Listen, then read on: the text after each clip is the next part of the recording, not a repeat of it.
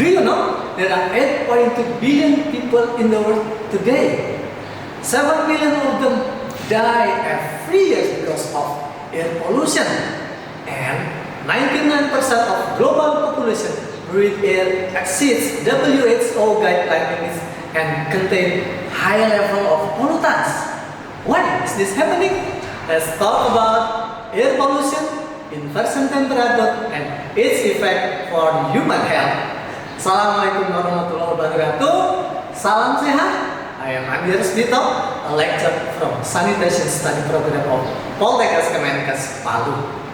Dear judges, contestants, and all the audiences, based on WHO data, the combined effect of ambient air pollution and household air pollution is associated with 7 million premature deaths annually and affect the rest of other diseases like heart attack, stroke, asthma, and even cancer.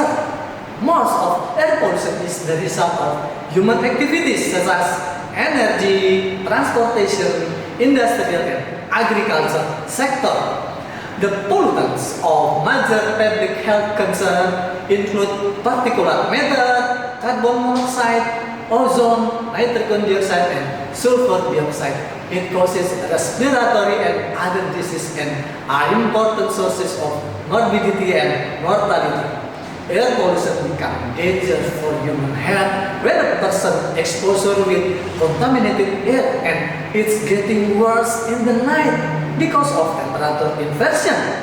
So, what is temperature inversion? Temperature inversion is a weather event in which a layer of warm air sits above a layer of cooler air.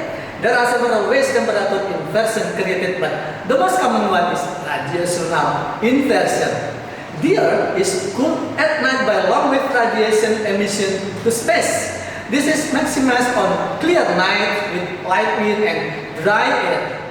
Air in the lower planet boundary layer, or PBL, will cool much more rapidly than air at the top of the PBL at night. This will cause an inversion that at times will be quite impressive. But why the temperature inversion could worsen the air pollution level? Here the explanation. Normally, the air is warmer near the ground and gets colder with altitude rise. During an inversion, the temperature profile reverses, with a layer of warmer air sitting on top of cooler air closer to the surface. This acts like a lid.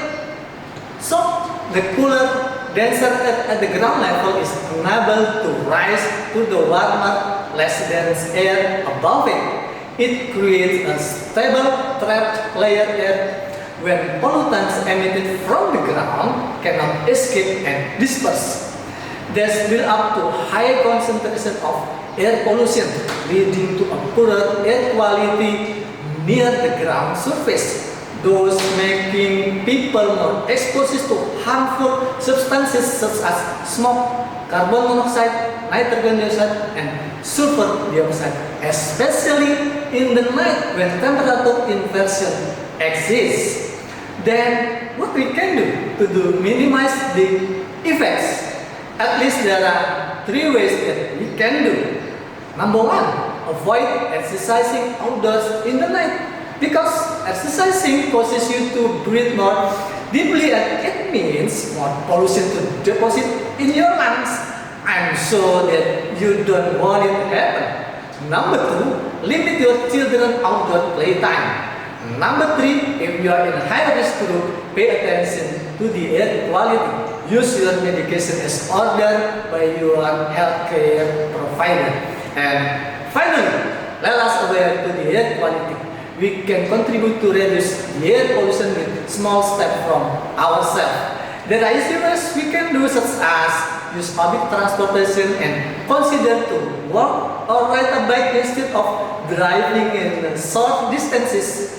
Reducing air pollution not only contribute to a cleaner environment and better human health, but can also slow the global warming rate. Good air, good life. I'm Andi Resdito. Wassalamualaikum warahmatullahi wabarakatuh, and salam sehat.